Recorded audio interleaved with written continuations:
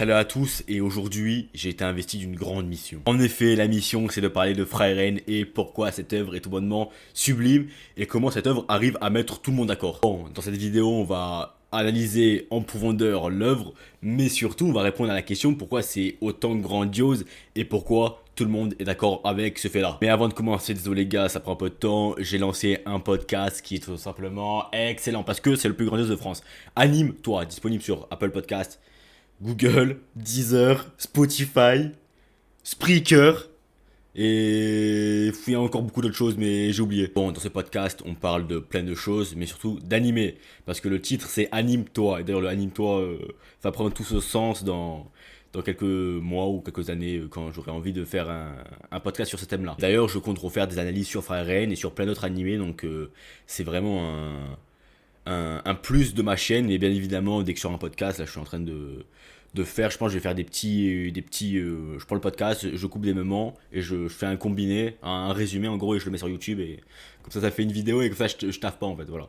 Parce que je suis un énorme chômeur et je dois l'avouer, je l'avoue devant vous, je suis un immense chômeur, vraiment, voilà. Excusez-moi pour cette intro un peu longue, mais c'est extrêmement important de faire la propagande de mon podcast. Bon, perdons pas une minute de plus et rentrons dans le vif du sujet. Avant d'analyser l'œuvre, on va d'abord comprendre ce que c'est Frieren. Le début de l'aventure se commence par sa fin. Car le groupe du héros reviennent victorieux de leur combat contre le roi démon. Le groupe est composé du héros Himmel, de la mage Frieren, du nain Aizen et du prêtre Aether. Que tout ça c'est du passé, parce que maintenant Frieren va chercher à comprendre les humains. Parce que la véritable histoire commence à la mort d'Himmel. Là, le petit point qu'on peut aborder rapidement, c'est que l'histoire commence bizarrement.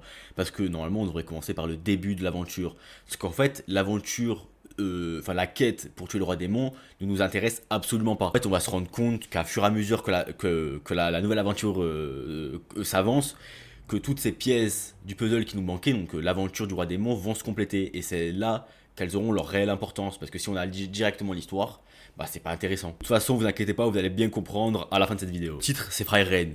Oui, c'est aussi son prénom. En fait, non, le vrai titre, c'est Frieren at the Funeral. Et ce at the Funeral est extrêmement important parce que c'est là où Frieren va se rendre compte que la vie des humains est si courte. Premier point qu'on comprend directement, c'est qu'avec cette œuvre, on part à l'aventure. Car en fait, Frieren, c'est tout simplement l'histoire d'une vie avec ses hauts et ses bas. L'énorme point positif avec cette œuvre, c'est qu'on va aborder plein de sujets extrêmement importants et intéressants. Donc, comme exemple, le temps, l'amitié, la nostalgie et bien d'autres. Donc là, avec les thèmes que je vous ai énoncés, vous allez me dire, oui, mais bon, ces thèmes-là, on les voit partout. Alors oui, absolument, t'as raison, hein, mais avec Frieren, ils sont extrêmement bien abordés. Et c'est d'ailleurs pourquoi Frieren a réussi à mettre tout le monde d'accord. Ah, et aussi, je proclame par l'autorité suprême qui m'a été accordée que cette œuvre ne va pas vous laisser sans indifférence. Dans Frieren, la thématique du temps est omniprésente parce que Frieren est une elfe et que les elfes vivent très longtemps, mais vraiment très longtemps. Elle le sait qu'une longue vie l'attend et c'est d'ailleurs pourquoi elle ne va pas énormément s'attacher aux autres. Pour elle, les 10 ans d'aventure qu'elle a vécu avec son ancien groupe sont juste une petite goutte d'eau dans la mer car 10 ans ça ne représente absolument rien dans sa longue vie. Et d'ailleurs, elle va le regretter. Elle a accumulé beaucoup d'erreurs qu'elle compte bien résoudre avec la nouvelle aventure qui s'offre à elle. La question qu'on va se poser maintenant est pourquoi la valeur est la chose la plus précieuse au monde et pourquoi Frieren se rend compte si tard. En effet, le temps est bel et bien la valeur la plus précieuse au monde car il est intangible. Quoi qu'il arrive, on ne peut pas récupérer le temps perdu. Frieren, elle, l'a compris bien trop tard. Himmel est mort. Elle se rend compte qu'à cet instant-là, que la vie des humains est si courte et qu'elle regrette du tout profond de son âme de ne pas avoir plus essayé de le connaître. Première leçon qu'on peut en tirer et extrêmement intéressant, c'est concernant le regret. Si tu as envie de faire quelque chose, fais-le. J'ai voulu lancer une chaîne YouTube, je l'ai fait. J'ai voulu lancer un podcast, je l'ai fait. J'ai voulu investir en bourse, je l'ai fait. Donc, toi aussi tu peux le faire. Bon, on arrête de parler d'animé sur cette chaîne YouTube. Maintenant, c'est de la Red Pill. Donc, j'ai ma formation en ligne qui coûte 99 €. C'est absolument pas cher dans la description. Ah, les gars, bien sûr, je rigole. On n'est pas des gros cucks ici. Allez, nique la Red Pill. Alors, au moins, ça c'est dit. Donc, maintenant, on va essayer de comprendre pourquoi Frieren s'en rend compte si tard que le temps passe si vite. Petite antithèse au passage, ça fait plaisir. Premièrement, Frieren est une elfe. Donc, sa vie est extrêmement longue. Elle a tellement vécu que quasiment plus rien l'affecte. Et qu'aussi les elfes ne pensent juste pas du tout à ça. Confirmer ma thèse, à un moment elle parle que les elfes c'est une espèce en voie de disparition parce que le problème est qu'ils ne se reproduisent pas assez. Donc on peut en conclure que les émotions humaines, enfin entre guillemets humaines, ne les intéressent pas. Enfin je veux dire qu'ils n'arrivent pas à comprendre tellement qu'ils sont déconnectés du réel. D'ailleurs j'ai encore appuyé ma thèse encore une fois.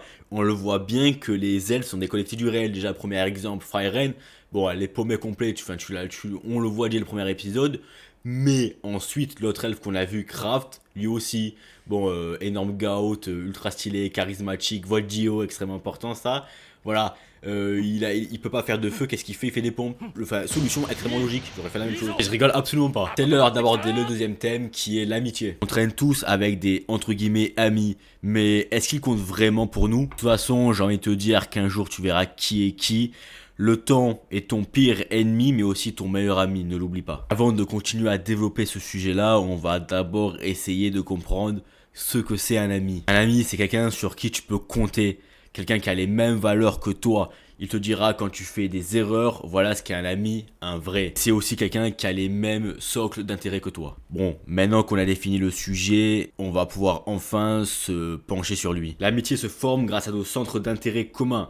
Donc pour ma part, c'était les jeux vidéo, enfin principalement. C'est là où tout débute sur un socle en commun et après avec le temps, l'amitié peut se tisser. Pour vous dire qu'on va loin, grâce à Freyren, on est quand même en train de faire une étude sociologique de l'amitié. Ce qui prouve grandement que cette œuvre est sublime. Dans ma prochaine évaluation d'SES, quand on va parler de sociologie, je pourrais mettre en exemple ma vidéo, mais aussi je pourrais parler de Freyren. Et ça c'est beau. Rigolez les gars, ne le faites pas, sinon vous allez avoir zéro. Je sais que c'est triste et je sais que tout le monde a envie de faire la grosse propagande de Freyren et de ma chaîne YouTube. Mais bon, des fois il faut se contenir si vous voulez pas avoir une note de merde. Et malheureusement les notes c'est important. Enfin, on fera une vidéo sur ça un jour. Dans Freyren, l'amitié est belle et forte. Entre le groupe d'email ou le nouveau.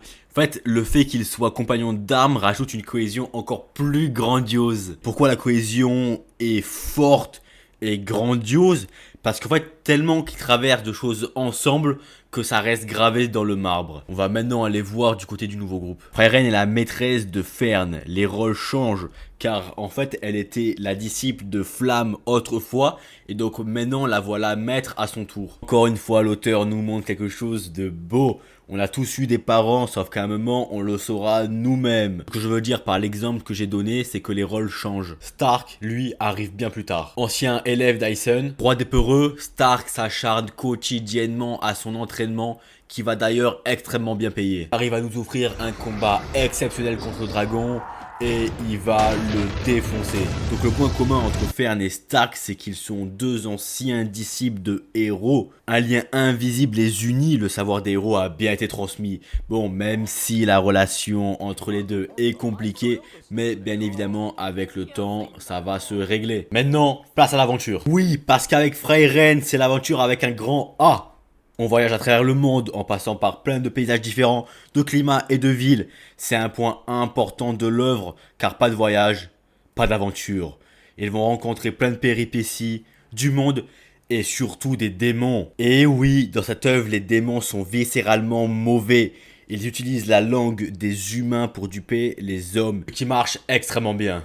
Mais ne vous inquiétez pas, Freyren la fossoyeuse est là pour tous exterminer jusqu'au dernier. Car oui, même si le roi démon a été défait, il reste encore beaucoup de démons à tuer. Bon, maintenant on va passer au dernier point, la nostalgie. Comme pour les autres thèmes, on va d'abord la définir, puis après comprendre pourquoi la nostalgie est un thème omniprésent dans Freyren. La nostalgie, c'est un sentiment de regret par rapport au temps passé. Elle survient quand le présent n'est pas à la hauteur du passé. La nostalgie, c'est un thème profond, intéressant, mais surtout complexe. Car on a tous été victimes d'elle. Regret ou insatisfaction, nous devons la combattre. Car si on se soumet à elle, elle nous enfermera dans le passé. Et surtout, elle va nous empêcher d'avancer. Bon, bien évidemment, de temps en temps, se remémorer le passé n'est pas mauvais. Mais il faut juste que tu fasses attention de ne pas entrer dans cette spirale sans fin. Car la vie, c'est une question d'équilibre. Bon, rentrons dans le vif du sujet. Dans Freyren, la nostalgie est un élément important, car il sert à relier ses souvenirs. Tout au long de l'œuvre, nous allons voir les souvenirs de Freyren. De prime abord, ils ne nous paraissent pas si importants, mais c'est après avoir vu cette scène, quand Freyren pleure Himmel, que l'importance des souvenirs et donc de la nostalgie apparaissent. Premièrement, Freyren regrette amèrement ce temps révolu. Elle regrette car, comme je l'ai dit, elle n'a pas cherché à plus le connaître. Et ça va être d'ailleurs l'intrigue qui est de pouvoir revoir Himmel, pour pouvoir lui dire tout ce qu'elle voulait lui dire. Bon, c'est le moment d'exposer ma thèse. Je pense, enfin, je suis complètement sûr à 100% qu'Himmel était déjà amoureux d'elle. Car déjà, on voit bien dans les flashbacks tous les mondes de complicité qu'ils ont ensemble. Et que surtout, le point le plus important est qu'il a attendu toute sa vie, mais en vain. Je vais m'expliquer sur le dernier point que j'ai abordé. Alors pourquoi Himmel a attendu toute sa vie? Enfin, qu'est-ce qui me pousse à croire ça? C'est que déjà, il n'a pas de bague de fiançailles. Et surtout, quand Freiren va chez lui, on voit bien qu'il n'y a pas de porte de femme, enfin rien qui est lié à une femme. Et puis, le point le plus important, c'est que s'il aurait une femme, l'énorme corps de dragon qui a une aura maléfique, enfin tu le sens à 10 000 km, enfin les voisins ils devaient devenir fous. Attends, c'est dangereux ça, attends, qu'est-ce que tu fais mec? Tire-moi de ça très très très loin là, qu'est-ce que mec, attends, je vais te casser la gueule. Enfin non, parce que Himmel est extrêmement fort, donc ils allaient absolument rien faire, mais leur réaction c'était ça. Je peux te l'assurer. Du côté de Freiren, c'est l'opposé total. En fait, je veux dire qu'elle se rendait pas compte qu'il était déjà amoureux d'elle. Comme je l'ai dit plus tôt, les elfes s'en foutent des émotions. Mais là, on va faire une analyse encore plus profonde. Parce qu'en fait, je pense qu'au fin fond d'elle-même, elle était déjà amoureuse de lui. Sauf qu'elle ne se rendait absolument pas compte. Parce que dans le nouveau voyage qu'on est en train de suivre, elle a de plus en plus de souvenirs avec lui. Et on montre bien que la relation évolue, même s'il est mort. Et c'est d'ailleurs ça que cette œuvre se démarque autant des autres, c'est qu'il y a quand même une romance avec quelqu'un qui est mort. Et donc comme je l'ai dit, avec le voyage qu'on va suivre, les sentiments envers lui vont grandir. À la fin de l'aventure, je le proclame haut et fort, comme d'habitude, elle sera red dingue de lui. Parce qu'il y a de quoi. Himmel, maxi beau gosse, extrêmement fort, charismatique. Mais enfin, le mec est chaud quoi. Et puis surtout, là où nous sommes dans l'animé, on n'a pas encore eu tous les souvenirs. Et on en aura encore beaucoup. Et pour vous dire, on n'a pas encore eu tous les flashbacks. Parce que nous sommes qu'au début de l'aventure, il faut bien le répéter. Et du coup, au moment final où elle va arriver à l'auréole, donc l'auréole c'est le paradis dans le monde de Freiren, ils pourront enfin se retrouver et Freiren pourra enfin lui dire je t'aime. Et ça, c'est grandiose. En conclusion, si on venait à me demander qu'est-ce que c'est Freiren, je répondrais tout simplement que Freiren c'est l'histoire d'une vie avec ses hauts et ses bas. Et bah voilà, enfin, merde, j'ai fini cette vidéo. Merci à tous de l'avoir écouté jusqu'à la fin. Abonnez-vous, mettez un pouce bleu et partagez. En plus, cette vidéo m'a demandé un travail énorme, étant donné que cette vidéo, je l'ai bien écrite, mais surtout que j'ai dû la refaire plusieurs fois. En effet, je continue à parler sérieusement. Non, en vrai, la première version que j'ai faite était avec l'ancien micro, donc bon, grésillement horrible. Mais surtout, j'étais pas content parce que ma voix n'était pas top. Puis non, cette version est la meilleure. Et puis d'ailleurs, j'ai fait exprès de pas tout dire parce que je vais aussi parler de l'animé. On peut parler de l'animation, de la musique, des OST qui font un travail énorme dans le fait que Freiren est une œuvre magnifique. Mais ça, je vais garder ça pour mon podcast. Voilà, je vais faire un épisode, je vais le sortir dimanche, donc dimanche 10 décembre. Voilà. Et je ferai aussi une vidéo 2 sur Freiren, bien évidemment. Cette œuvre va me marquer et me marque actuellement, donc je compte pas la lâcher. Et toujours à vous proposer des analyses excellentes, grandioses et sublimes. Voilà, bon merci à tous les gars et à la prochaine.